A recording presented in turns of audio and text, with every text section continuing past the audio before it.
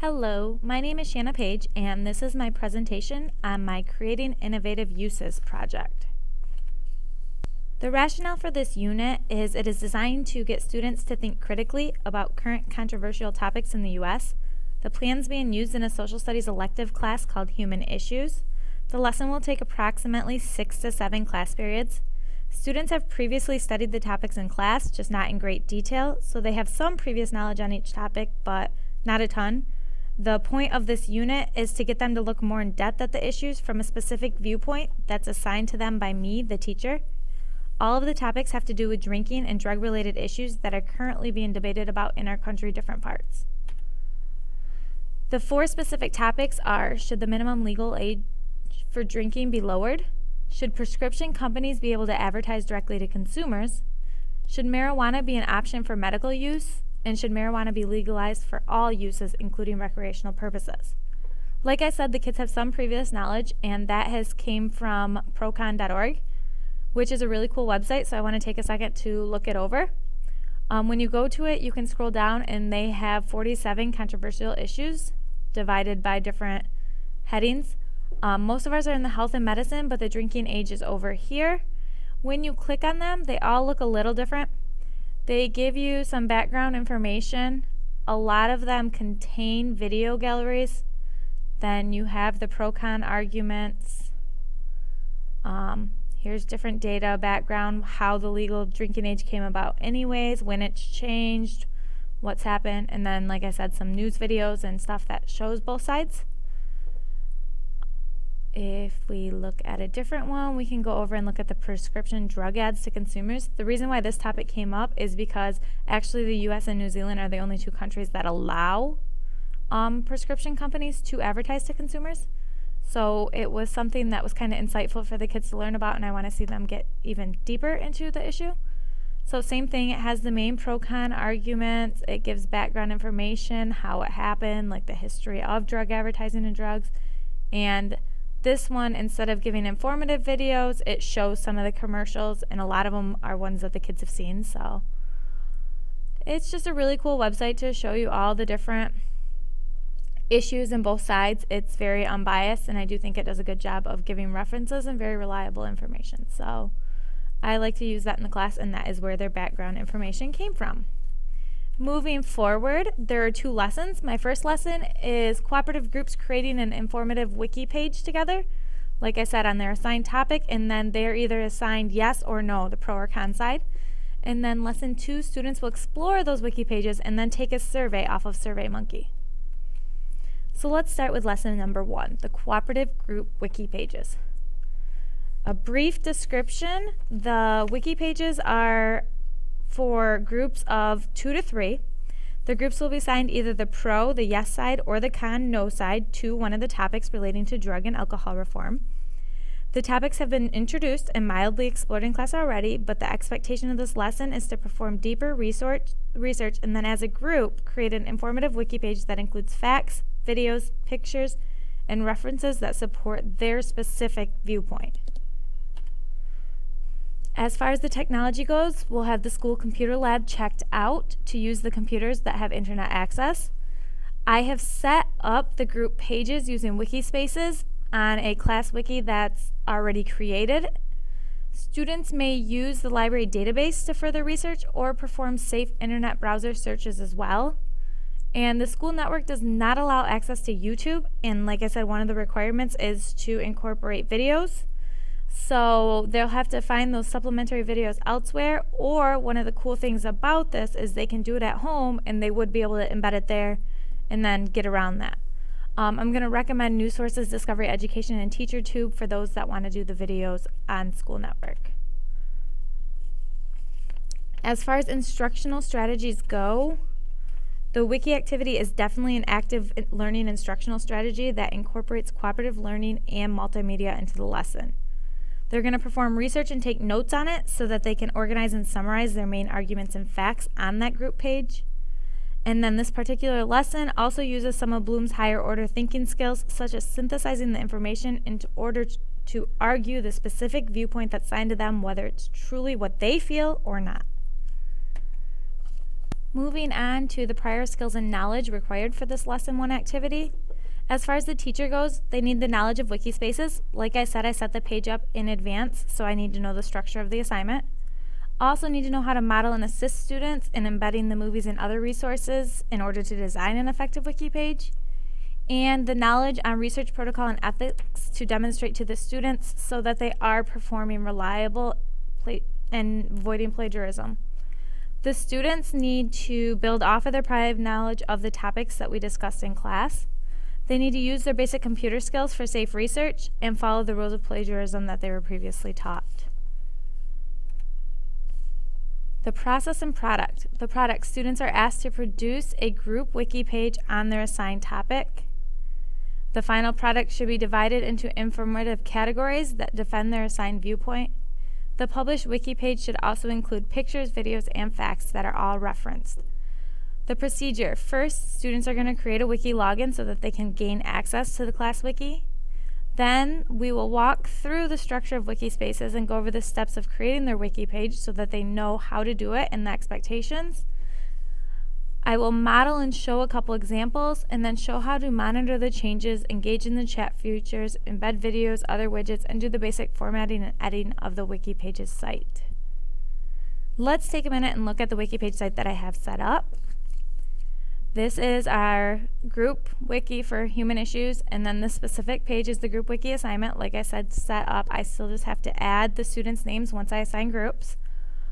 Should the minimum legal drinking age be lowered? If they're in group yes, they'll click on this and it goes to a page for them to do it. So they're all hyperlinked. And then for them, their reference as they're working, and also for me to use when I am modeling the expectations, I included an example down here of actually a group wiki that was made in one of my master's classes. And kind of the same idea. Is Wikipedia a friend or foe? Group 1, research friend. So you see there's the introduction, there's videos embedded, different pictures, categories, it's a valuable classroom tool, what critics say, and then the references. So they can revert back to this example page as they're working to see what I'm expecting, the different layout, and get some ideas. The advantage of this wiki activity is that students may work on the project outside of class time with ease. It's easy to use and learn, and anyone can edit it when they are accepted as a member. It tracks edits, so I, as a teacher, can see how well every student contributes and identifies group slackers early on. It's instantaneous, so there's no need to wait for a publisher to create a new edition or update information. It can easily be shared or transferred, making it so students can easily see their peers' work or even show it off to parents, friends, or other teachers. Oh, and lastly, it's free. We know teachers love free resources. Disadvantages though. I used Wikispaces, and there's plenty of other wiki websites that you can use.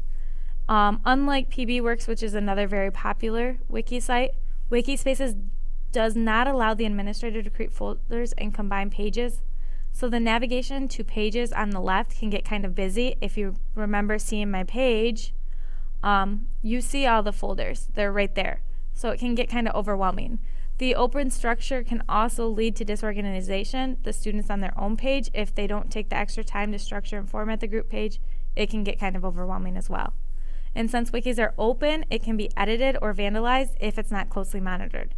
Anyone who joins that or gets membership can look at it. So in reality, a student could look at a different groups and kind of sabotage their work if it's not monitored closely.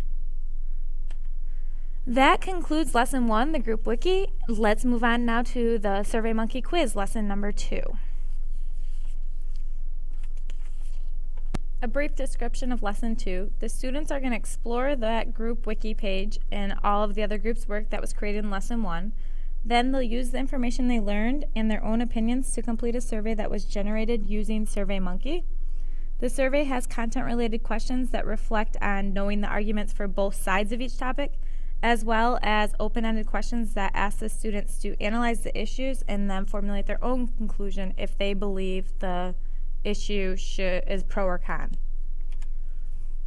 The technology, once again, the student computer lab needs to be checked out. The students will have to view the wiki pages created in lesson 1, so they'll need that URL, and they will also need the SurveyMonkey URL so that they can take this quiz. I have already checked the school network and filter system to make sure that SurveyMonkey operates correctly, so no other equipment, apps, or software should be needed for this lesson. Let's take a minute to look at SurveyMonkey. When you create a login and log in, this is what it looks like. You can create a survey and title it, pick different categories. They actually have ones that questions for you already made in templates. So new. And let's say it's for education, continue. You can do different themes, but just to let you know, there's a ton of different question types, ton of different options. So it gives the teacher a lot of freedom, and it is a great way to gather feedback. Instructional strategies for this lesson number 2.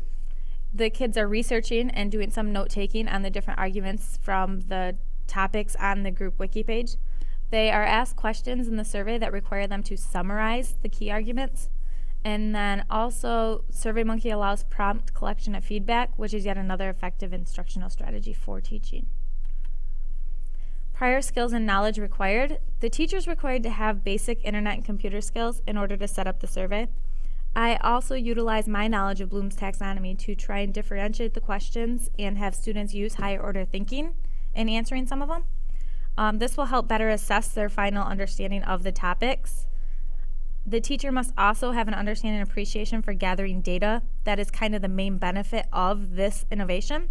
The survey will not serve its purpose in the lesson, or the entire unit for that matter, if the teacher does not use the data collected. As for students, students must know how to visit an assigned URL and complete the questions as they pop up. They then must have the knowledge of the Lesson 1 content so that they can answer the required questions. But as for navigating and completing the survey, SurveyMonkey is very user-friendly and self-explanatory, so it doesn't require many skills or knowledge from the students. They just answer the questions, then click Next. SurveyMonkey does all the navigating and work for them. Product and process. The product is that the students are asked to visit their classmates' group wiki page and explore them in detail. After looking over both sides, they're going to go to the URL and answer 10 questions about the Lesson 1 content. The procedure, they're going to be verbally told the expectations so that the survey is completed thoroughly. They will review and take notes on the group wikis. When they're ready, they'll visit the link for SurveyMonkey, and it will navigate them through the different questions. I'll then access the data and look at the strongest pros and cons and the student's personal view. Let's take a look at the SurveyMonkey just so you can get a better idea. Once you click the URL, this is what instantly comes up. They have to start taking it. I do have it set so that they have to answer, so maybe a kid came to this and it says write a short summary identifying the 2 strongest arguments for and 2 strongest arguments against lowering the minimum drinking age. And they're just like, oh, I don't want to answer it, but I am definitely for lowering it. If I click next, SurveyMonkey's not going to let me do that because I made it so it's a required answer, so they at least have to type something before they can move forward.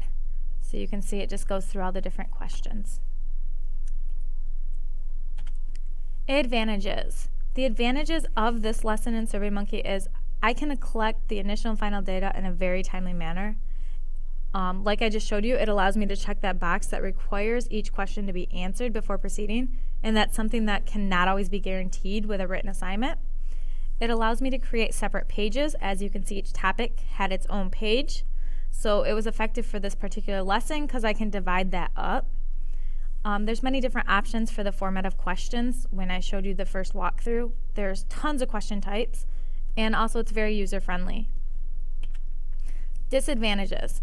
The biggest disadvantages are just on the free version because as teachers we obviously like free resources, but the free version only allows you to have 10 questions and it requires a basic URL code, so you can't customize it, so it's going to be something with just letters and numbers and crazy. And the other disadvantage is students cannot save as they progress through. Therefore, if they do not finish the whole thing before the class period ends, they're going to have to start completely over next time. Other than that, it's a very effective tool. And this concludes lesson 2. So I hope you enjoyed the information on my unit plan for my Creating Innovative Uses project. Thank you.